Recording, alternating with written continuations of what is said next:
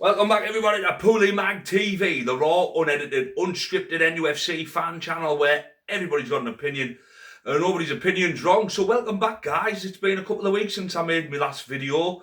As I always say, life gets in the way. I'm only doing this as a hobby. I don't get paid for any of these videos. I wish I did, because then I'd be making more of them. But I do like to come on now and again just to give my loyal subscribers something. You know, I've got 74 years, and I know quite a few years out of that 74 do watch the videos regularly. So I apologise if there's been a little bit of a gap in between videos. I'll try not to go that long again. But as I say, work gets in the way sometimes, travelling and this and that. So, but today, I just wanted, it's not even a review of the Everton game. It's a bit more of just a, what the hell has happened to Newcastle this season type of video. Now I'm going to come at you with some questions which I would love, if you do watch the video and you get to this point or get further into to answer them down below. I've got about 5 questions, legitimate questions. They're not rants, they're not raves. I'm not in a mood, I'm not screaming, I'm not shouting, I haven't had 8 pints kicking off. I'm cool, calm and I'm collected. I'm a Newcastle fan at heart. I love Newcastle United, but I don't love what's going on at the minute. I really don't. So I'm just going to get into the video, and like I said, I've got 5 main points. This might be a longer video than usual, pardon me, due to the fact that I haven't done one in about 2 weeks, due to the fact that there's quite a lot happened in them 2 weeks, some bad, some good, some indifferent. So I've got 5 points that I want to make to you, and 5 questions that I want to ask. And I would like you to comment on all 5 of them if you could, just to get a little bit more traction on the channel, just to get a little bit more comments, a little bit more back and forth, depending on how many people see this. Hopefully we get a good reaction in the comments. But anyway, question number 1, fairly simple: is Eddie Howe good enough to turn this around? Now, I've made a few videos this season on why I think Eddie Howe has took Newcastle United as far as he can take us. And I still believe that. I really, really do. You will get odd moments of magic like Karabag, where we smash them. And I'm not even going to say, well, yeah, look, that was magical. Let's not take anything away from that. Especially that first half performance away from home at Karabag was magical. And you will get that. And then you'll get the matches against Villa in the FA Cup, where you can see the players who are playing for Eddie Howe. But over the course of a season, is this man good enough to take us where we want to be? Which is fighting on 4 fronts.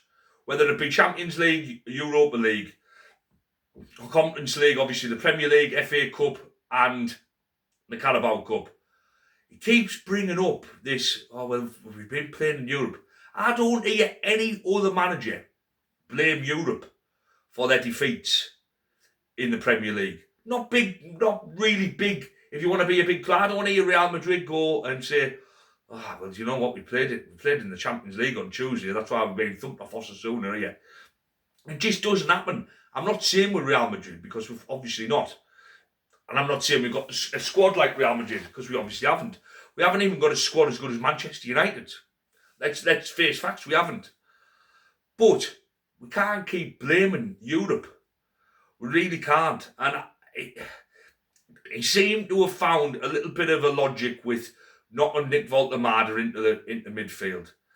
Now, that works when teams are down to 10 men. It works when you've got plenty of space on the ball like Karabag. Didn't really work against City. Didn't really work against Karabag at home. And it certainly didn't work against Everton. Nick Woltemade is not a midfielder. He's not. He's a number 10/number 9. He's a 9.5. And you need players in and around him to do a good job. And I'm sorry, but Eddie Howe has stumbled across a formation that works. Or worked for a couple of games, and he'll just hammer that into the ground now. I don't think he's good enough. I really don't. I'd like to thank him for everything that he's done for us. But no, I really don't think Eddie Howe's good enough. What's your thoughts on that? Am I being a little bit too harsh on him? It's just stale, isn't it? The Premier League is dreadful this season. The Premier League, there's no two ways about it. The Premier League has been woeful this season. He's failed on so many levels, integrating new players, just rotation of squad, rotation of formation, and it's just not working in the Premier League. Which brings me to my second point. Has the Champions League papered over a lot of cracks? Yes, in my opinion it has. I really do think the Champions League has papered over a hell of a lot of cracks for Newcastle United this season. We've won 6 out of our 10 games in the Champions League. Now, I'm not going to take anything away from Newcastle. That's fantastic.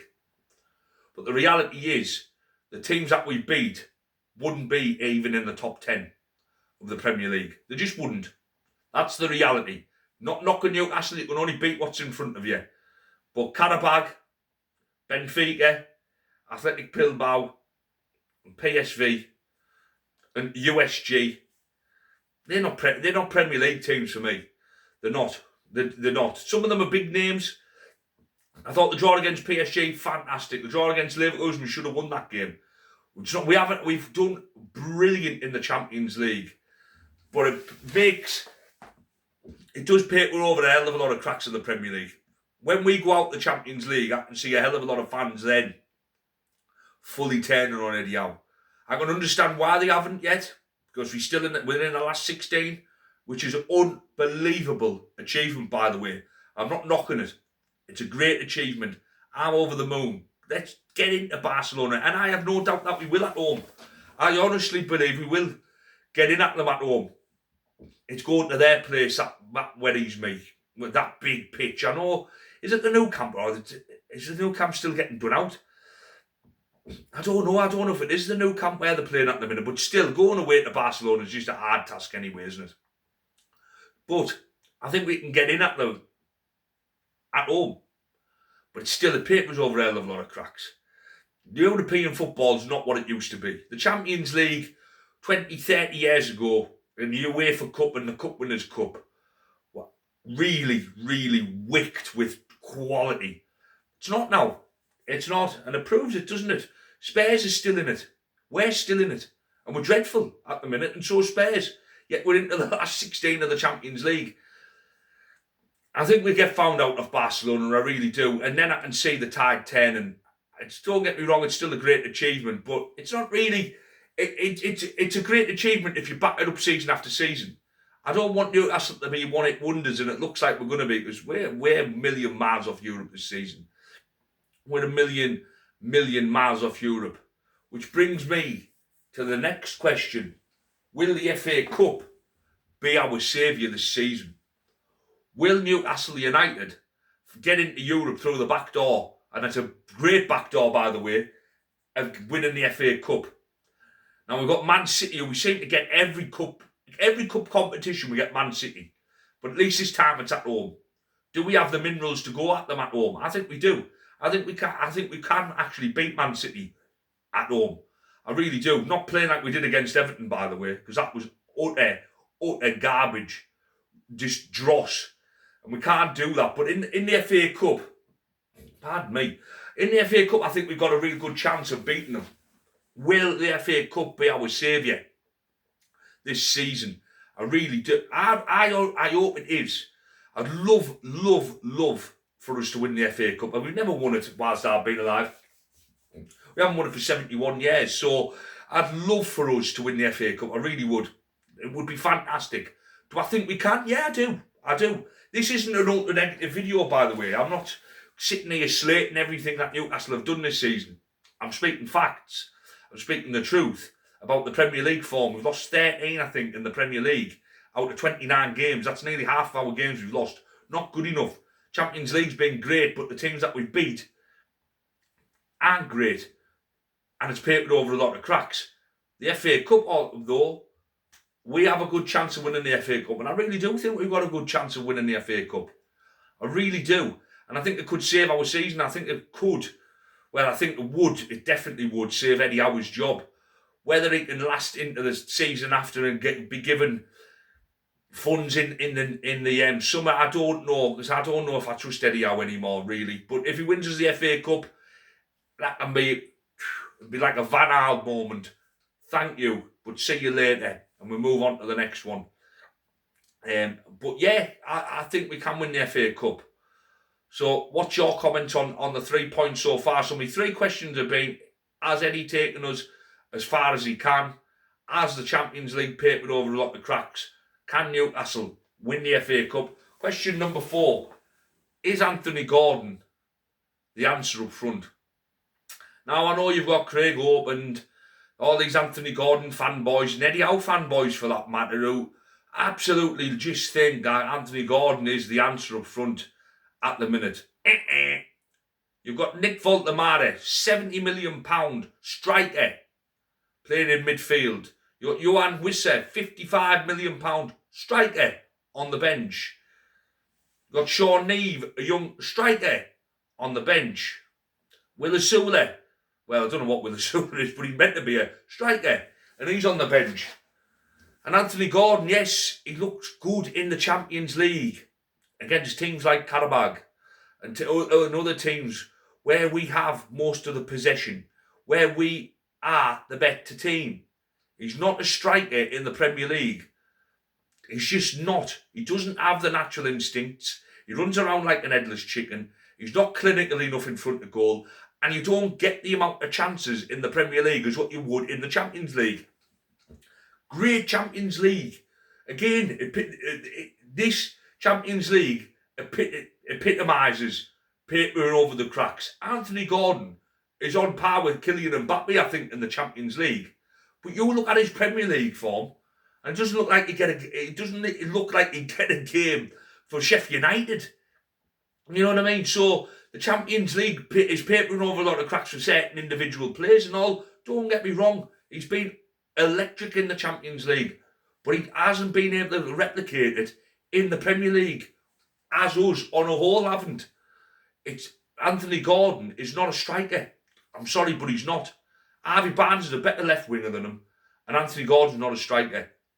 And the more we play him up front in the Premier League, the more games we lose than win, because he just doesn't have them natural instincts. Yes, he rushes, he harries, he's like a buzzing bee, isn't he? Like a wasp that you can't get rid of. He's a bit like a Craig Bellamy without that natural instinct in front of goal. That's what he reminds me of. A shit Craig Bellamy up front. He runs and runs and runs and runs, but will not score a goal in the Premier League. He might up front. Very rarely will he score against Liverpool, but very rarely will he score in the Premier League up front. I'm sorry, but he's just not good enough for me. Which also brings me on to my 5th and final point. Has Eddie Howe destroyed Nick Woltemade? Hard to say he hasn't, really, isn't it? I don't know what. There's a clear player in there. There is a massive player in there, and some of the touches he has and some of the skills he shows are unbelievable. But he doesn't help himself. I'll add this. He does not help himself by not getting into the box enough. He doesn't. But some of the ways we played with him, when he a lone striker, when he's got no pace, was for about 10-15 games he was a lone striker with nobody around him, nobody making runs off him. I've made I don't know how many videos this season regurgitating the same thing about Nick Woltemade and Eddie Howe not being able to incorporate them into the system. Then Wissa comes back, he gets dropped. And you can see, obviously, he scores his own goal against Sunderland. His confidence is absolutely rocked.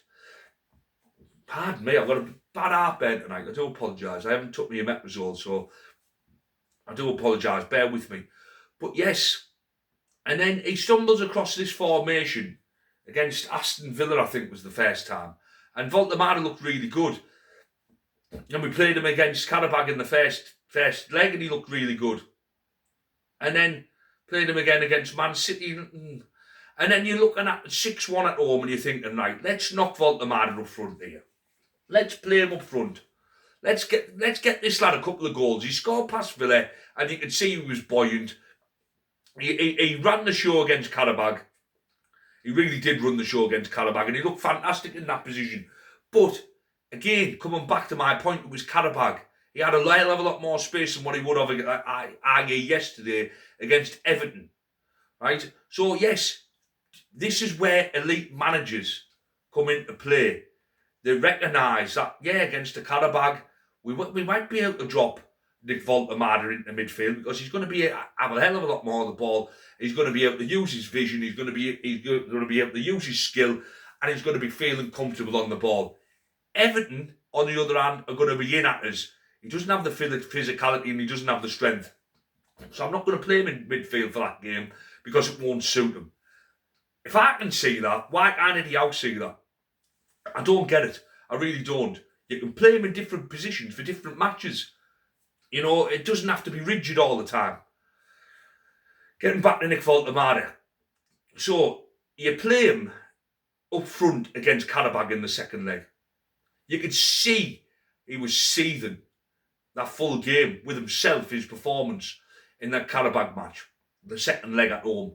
And you can see when them 2 goals went in to begin with, he's looking around thinking, why aren't I playing up front here with 8-1 up and I'm still having to play in midfield?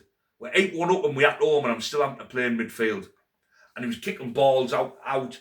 He didn't look, not on purpose, like he wasn't in anger, but he was getting angry with himself afterwards. And obviously he had 14 touches yesterday against Everton. He's not a midfielder, Eddie. Certain matches against certain teams, he'll be able to fill a gap in that role. But over the course of a season, or over the course of it, Bruno being out in the Premier League, you play him in midfield against Manchester United on Wednesday, and we'll get destroyed. He's not a Premier League midfielder. You play him against Macclesfield in the EFL Cup, or you play him against, I don't know, say Villarreal, and we're at home in the Champions League, and he's got the freedom of Newcastle. Yeah, fair enough. You can drop him a little bit, and he can get on the ball, and he can dictate it. Playing against Sunderland at home, or playing against Manchester United at home, or Everton, teams that are going to be physical, teams that are going to get in at you, teams that are going to not give you any space. He isn't a midfielder. Incorporate him. You've had him since the back end of August now. And I know he hasn't had a pre-season, but if you can't find a system that fits this guy, I don't know. So there's the 5 questions anyway. I think he has ruined Nick Woltemade. I really do. There's a player in there who I don't think will be here next season. I really don't. I think he'll leave. And I wouldn't blame him because he's just not getting the best out of Nick Woltemade. Unless Eddie Howe goes, I can see Nick Woltemade going. Because I don't think Nick Woltemade will want another season of this. Would you? Getting played out of position all the time, or being a lone striker when you're not a lone striker, and not having a team built around you. I wouldn't want that. Being a £70 million striker, I'd be saying, hey, get me back to Germany. I'll take a pay cut. I'll go back to Germany and I'll rebuild my career because this just isn't working. And by the way, the lad's got 12 goals this season, so it's not a bad return for anybody who wants to come on here and slate him. Because I'm not going to sit here and slate Nick Woltemade. I just don't think our manager's got the best out of him. Just like he hasn't got the best out of Anthony Elanga. Starting to see a little bit of Jacob Ramsey, but how long's that taken? Yeah, obviously bonus questions would be Visser. What would you do with Visser? Would you keep him or would you sell him in the summer and just call it like a bust? You know, but the 5 main questions were, is Eddie Howe capable of taking us any further? I answered no. Has the Champions League papered over a lot of cracks? I answered yes. Will the FA Cup save Newcastle United's season? I answered yes. I think we've got a really good chance of winning that. Is Anthony Gordon a striker? I answered a resounding no. And has Eddie Howe ruined Nick Woltemade? And I answered yes on that one too. So comment down below. And as I always say, keep it black and white and keep it Woltemade TV. Over and out, folks.